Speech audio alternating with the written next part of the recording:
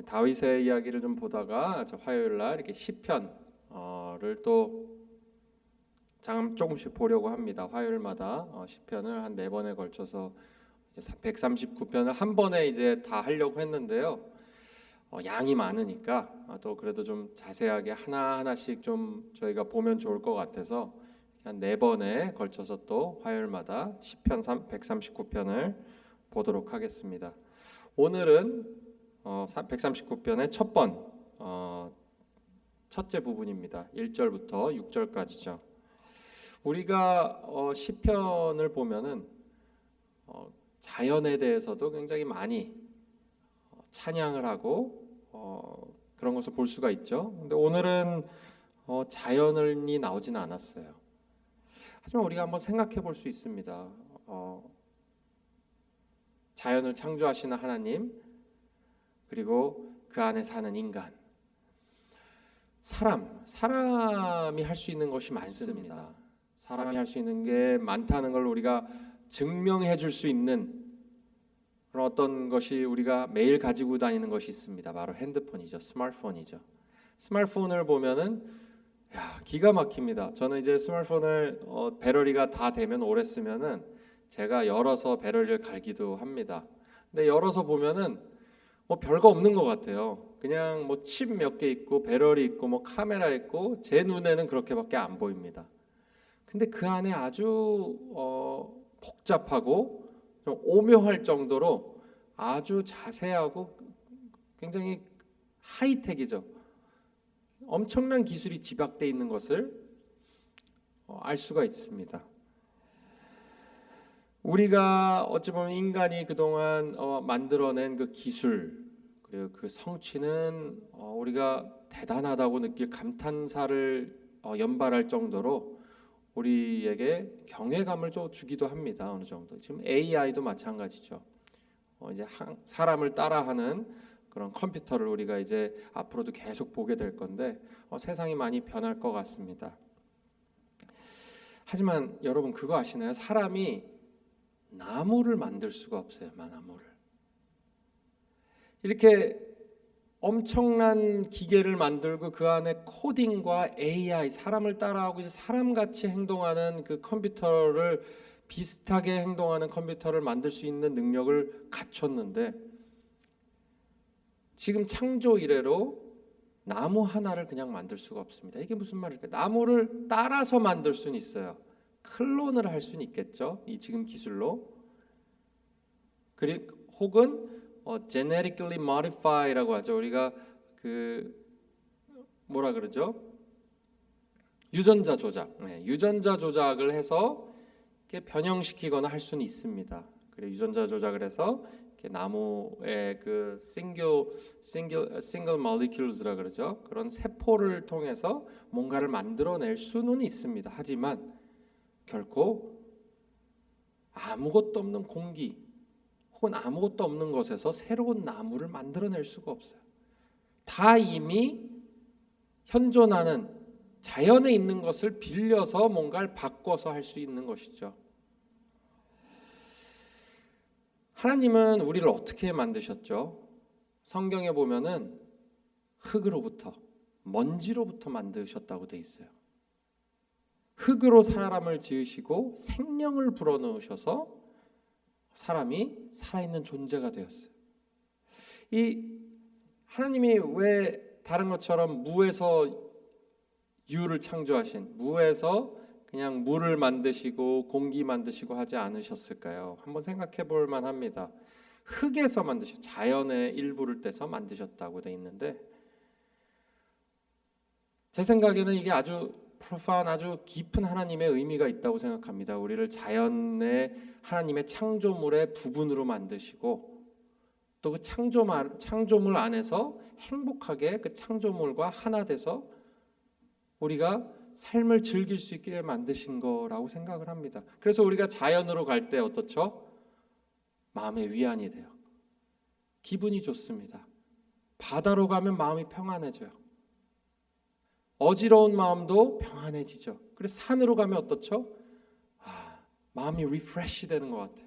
자연으로 가면, 흙으로 가면, 흙 냄새를 맡으면은 살아있는 것 같고 내가 자연의 일부인 것 같고 나도 이 창조물에 하나님의 창조물에 속한 것 같은 그런 회복을 느끼죠. 저희가 이렇게 하나님은 우리를 위해서 창조물을 다 만드시고 또 창조물 안에서 우리가 즐겁고 행복하게 살아가길 하나님께서 계획하셨다는 것을 알 수가 있습니다. 근데 창조물 하나님, 창조물을 만드신 하나님, 뭔가 이렇게 공식적이고 이렇게 예를 들면 대통령, 지금의 대통령도 마찬가지지만 언제나 그렇죠. 제가 예로 자주 드는데요. 우리는 대통령이 누군지 다 압니다. 도널드 트럼프죠 지금. 근데 대통령은 우리를 모르죠. 각각 한 사람을 알 수 없습니다. 하나님도 그럴까요? 하나님은 그렇지 않죠.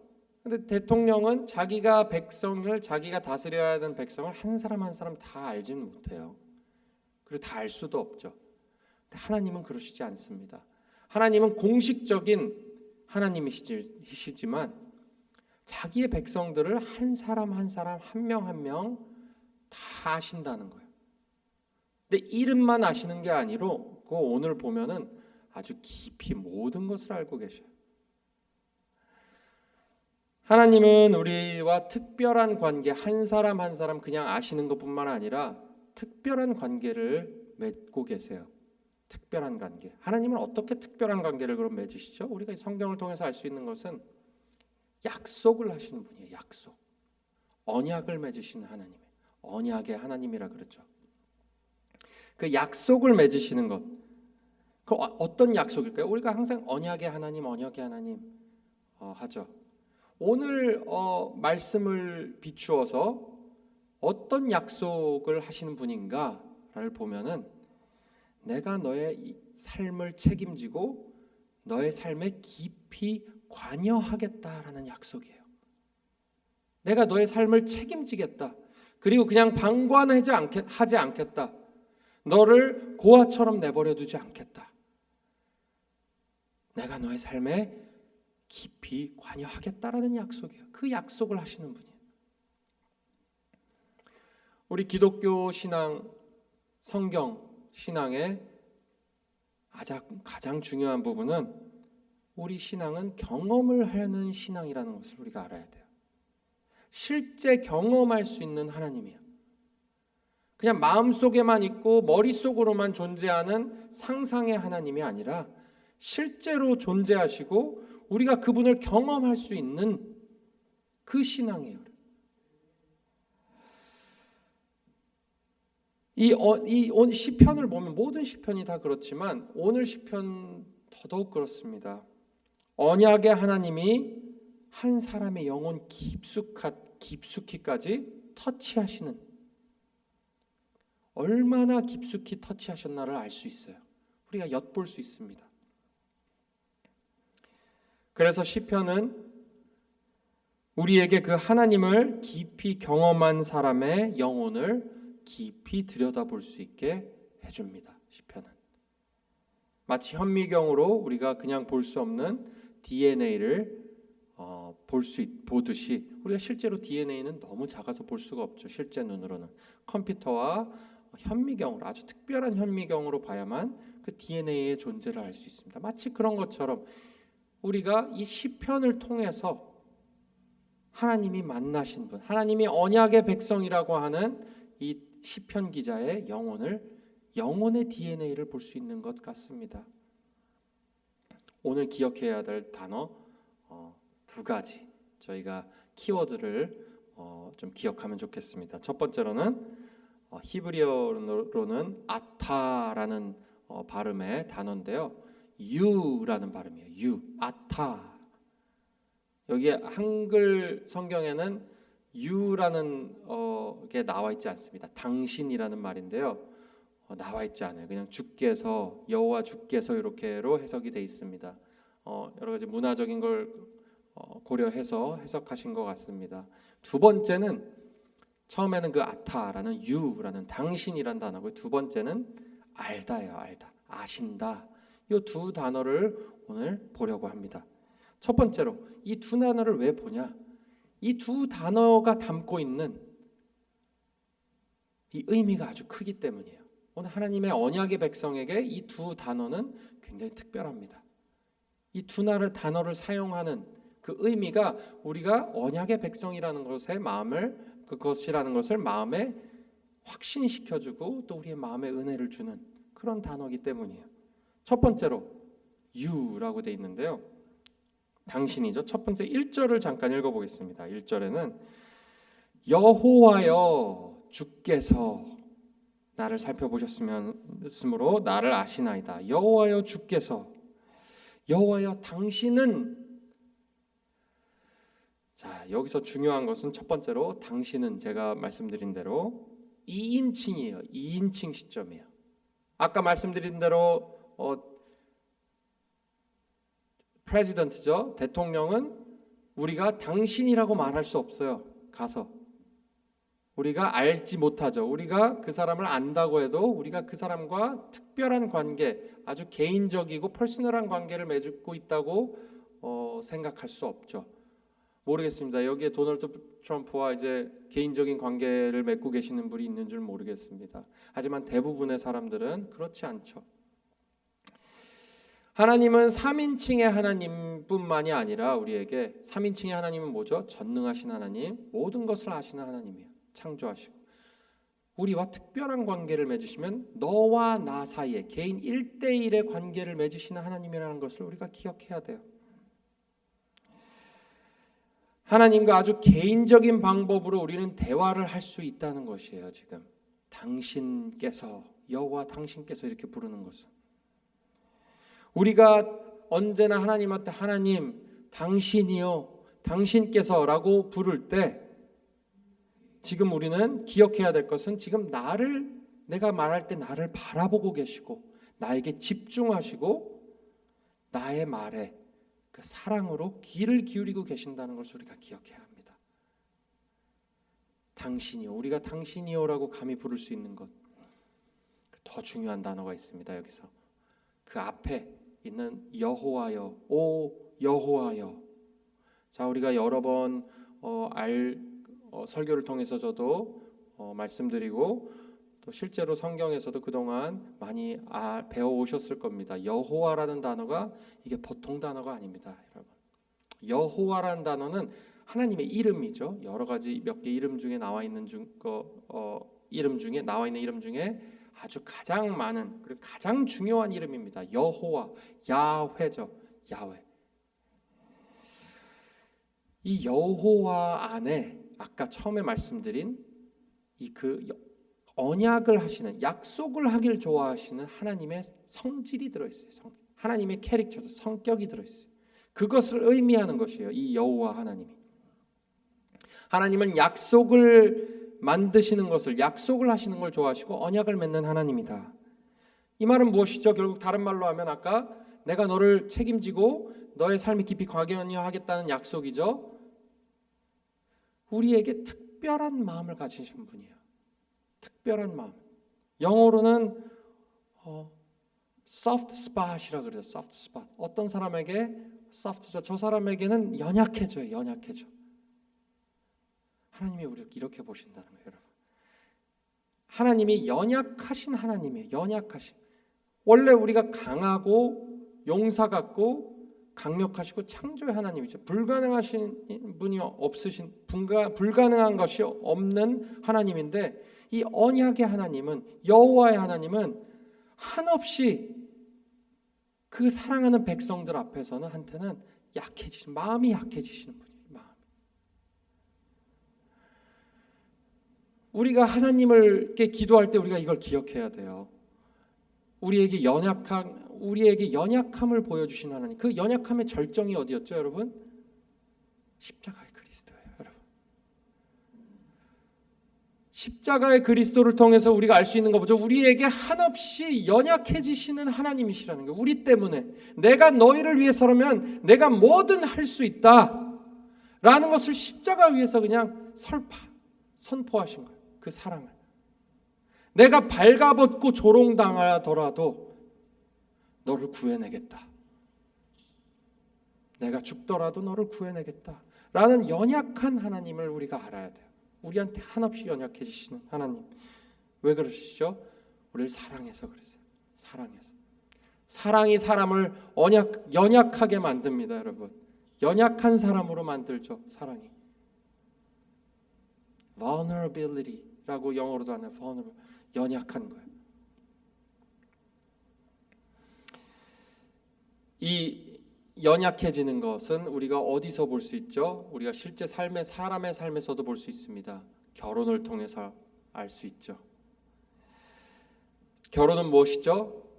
단순한 계약이 아닙니다. 단순한 사람과 요즘은 뭐 계약같이 결혼하는 사람들도 있는 것 같습니다.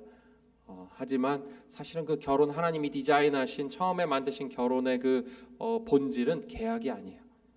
평생 지속되는 약속이에요. 약속. 내가 연약함으로 내가 내 삶을 너에게 주겠다라는 것이에요. 약속입니다. 그래서 이 언약을 우리가 성경적인 하나님이 하시는 언약 그리고 성경적인 결혼의 이해는 이 언약과 연약함에 있습니다. 내가 연약해 보여도 괜찮은 것이죠. 왜냐하면 언약으로 맺어진 거기 때문에. 그리고 내가 연약함을 통해서 당신을 섬기겠습니다 라는 약속이에요. 사실은 평생 지속되는 약속, 그리고 그 사랑과 충실함, faithful함에 세워지는 것이죠. 하나님이 우리에게 하시는 것과 똑같습니다. 내가 너의 하나님이 되고 너는 나의 백성이 될 것이다. 나는 당신의 것이고 당신은 나의 것입니다. 이 결혼이라는 것이 단순히 어떤 자신의 욕구를 채우거나 자신의 비전을 어떤 자신의 꿈을 이루는 수단이 아니라는 것을 우리가 다시 이해해야 합니다. 하나님과 우리와의 관계를 represent, reflect, 거울처럼 미러로 보여주는 관계예요. 결혼의 관계가. 그리스도와 저의 관계도 다시 한번 하나님께서 바울을 통해서 리마인드 하시죠. 하지만 예전부터 있었던 관계입니다. 예전부터 계속 하나님께서 말씀하신 관계죠. 하나님과의 우리 관계는 이 결혼 관계와도 같습니다. 하나님께서 우리에게 먼저 청혼을 하시고 하나님께서 모든 것을 먼저 쏟아내서 보여주시는 한 사람에게 일방적으로 부담이 가는 그런 결혼으로 시작됐어요. 그리고 지금도 그런 하나님의 깊은 헌신, 희생적인 사랑, 그 끊임없는 포기하지 않으시는 그 충실함, 그 faithful함, 그 관계 때문에 하나님이 그렇게 우리를 생각하시기 때문에 이 결혼이 유지가 되고 있는 것입니다. 한 사람을 통해서 결혼이 유지가 되고 있는 것이에요. 우리에게도. 우리는 계속해서 배신하고 물론 그렇게 하면 안 되겠죠. 하지만 하나님한테 마음이 돌아서기도 하고 하나님이 우리를 아시고 생각하시는 것만큼 우리가 하나님을 생각하고 알지 못해요. 하지만 하나님의 그런 사랑으로, 깊은 사랑으로 하나님과 우리의 결혼이 유지되고 있다는 것을 우리가 알아야 돼요. 그래서 우리가 여호와여 부를 때 여호와여, 그 안에 담겨 있는 것이 무엇이죠? 제가 말씀드린 모든 게 담겨 있어요. 나를 그렇게 사랑하시고 나에게 모든 것을 주시고 나에게 일방적으로 부어주시는데 여호와여, 내가 당신한테 보답할 것이, 내가 지금 가지고 있는 그냥 사랑의 마음, 내가 느끼는 마음, 이것 초라한 나의 마음뿐입니다. 나를 받아주시옵소서. 내가 주를 사랑하나이다. 이 고백이 들어있는 거예요. 다 여기에 여호와여. 이 언약의 하나님이 우리 마음에 있는 것이, 이 리마인드 돼야 하는 것이죠. 그 다음에 단어는 알다입니다. 처음에는 뭐였죠? 여호와여, 주여, 당신, 이 다 같은 의미가 들어있는 것이죠. 특별한 관계. 두 번째는 아시는 하나님, 우리의 모든 것을 아시는 하나님. 하나님이 여기서 우리가 알아야 될 것은 우리가 하나님을 찾은 것이 아니에요. 하나님을 찾았다고 생각하는 사람들도 있습니다. 드디어 하나님을 찾았다. 내가 그렇게 하나님을 만나고 싶어서 내가 노력했는데 그동안 못 만났는데 이제야 하나님이 만나 주셨습니다 좋은 의미입니다. 내가 노력했고 드디어 하나님을 인격적으로 만나게 됐다. 하지만은 사실은 오늘 보면은 오늘 이 139장을 쭉 우리가 앞으로도 보겠지만 우리가 먼저 안 것이 아니에요. 우리가 먼저 알 수 있는 능력이 없습니다. 하나님이 우리를 먼저 아셨기 때문에 우리에게 먼저 컨택을 하신 거예요. 어찌 보면 죄로 멀어져 있던 우리에게 먼저 컨택을 하신 거예요. 그렇기 때문에 우리가 하나님이 계셨구나 진짜. 그리고 그냥 창조자 하나님이 아니라 그냥 멀리 계시는 하나님이 아니라 나를 잘 아시고 나와 특별한 관계를 맺으시는 나를 사랑하시는 하나님이구나라는 것을 우리가 그제서야 알 수 있는 것이죠. 주 오 여호와여 주께서 나를 살펴보시고 아셨나이다. 그럼 어떻게 무엇을 아셨다는 건지 알 수 있어요. 지금 주께서 나를 살펴보시고 아셨나이다. 이 언어적으로 보면은 문법적으로 보면은 완료죠. 현재 완료형으로 쓰였어요. 무엇이죠? 내 과거. 모든 것을 하신 나의 생각, 과거에 내가 했던 생각들, 그리고 내 말의 언행들, 나의 행동들까지 완전히 completely 하나도 빠짐없이 다 아신다는 거예요. 여러분, 저는 제가 어제 무슨 말을 다 했는지도 기억을 못합니다. 그리고 어찌 보면 몇 분 전에 한 얘기도 때로는 까먹어요. 그래서 와이프나 제 아들이 방금 무슨 말 했다 그랬을 때 제가 내가 그런 말을 했어? 할 정도로 금방 까먹습니다. 그래서 아마 공감을 다 하실 거예요.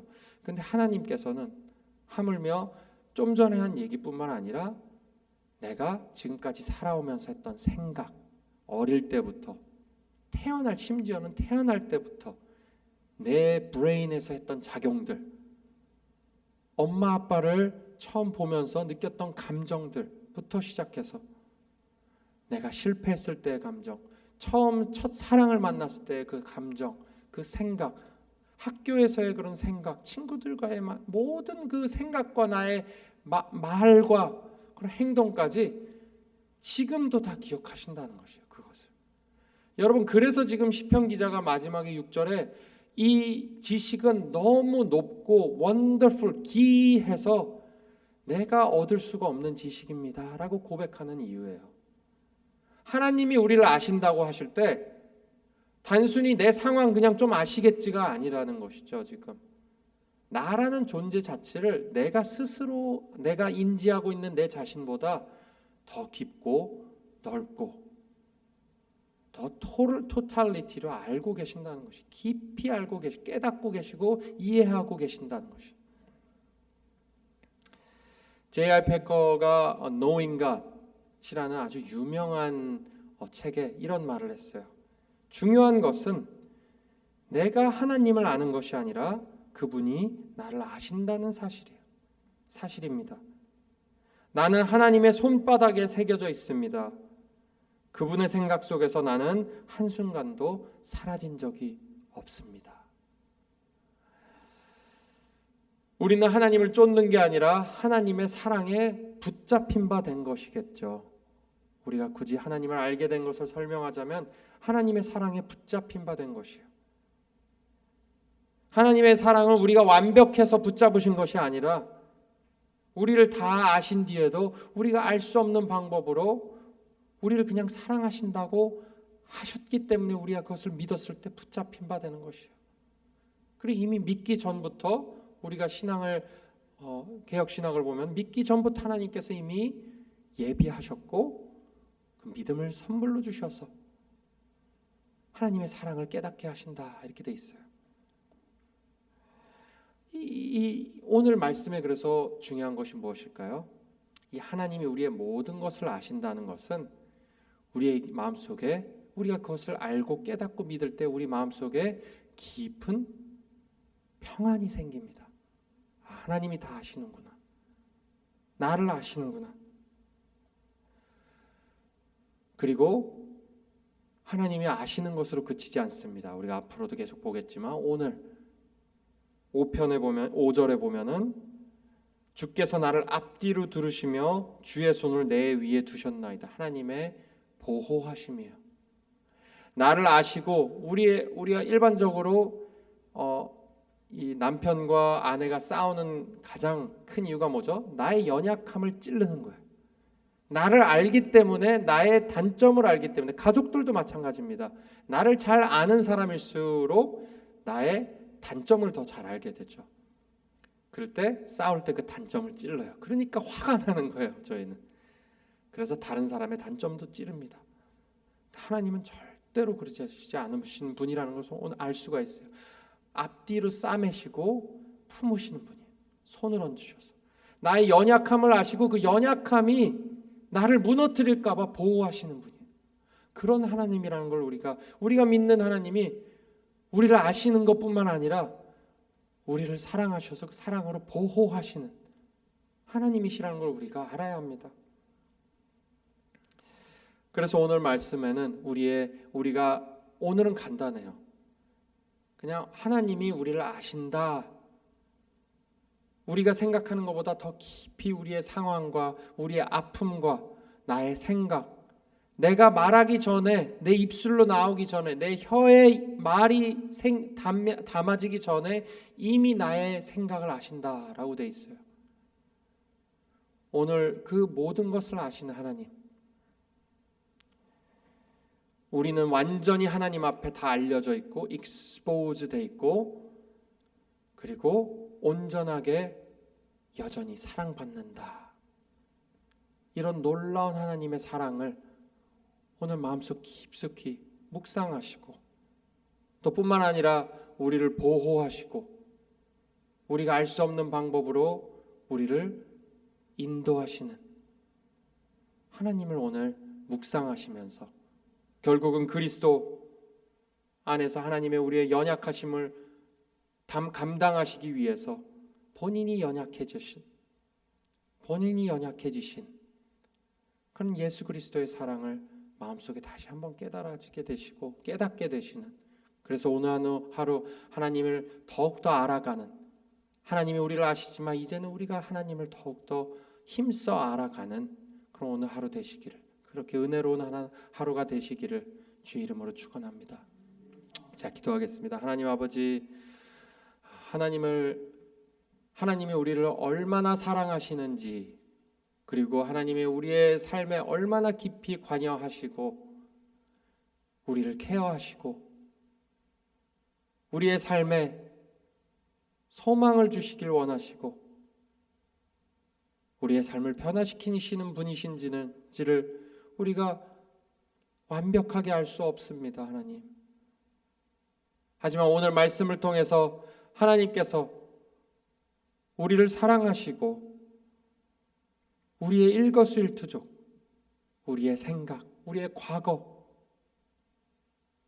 과거에 잘못했던 모든 것들, 실수했던 것들, 우리가 생각했던 악한 마음들, 모든 것들 하나님께서 아심에도 불구하고 여전히 우리를 포기하지 않으시고 여전히 우리를 동일하게 사랑하시고 우리에게 연약하셔서 여전히 우리와 함께 하시는, 우리를 보호하시는, 그리고 우리를 생명의 길로 인도하시는 주님을 더욱더 믿고 신뢰하는 오늘이 되게 하여 주시옵소서. 그리하여서 마음속에 주님께서 주시는 평안한 마음을 가지고 오늘 살아갈 수 있도록 주님께서 도와주시옵소서. 예수 그리스도의 이름으로 기도드립니다. 아멘.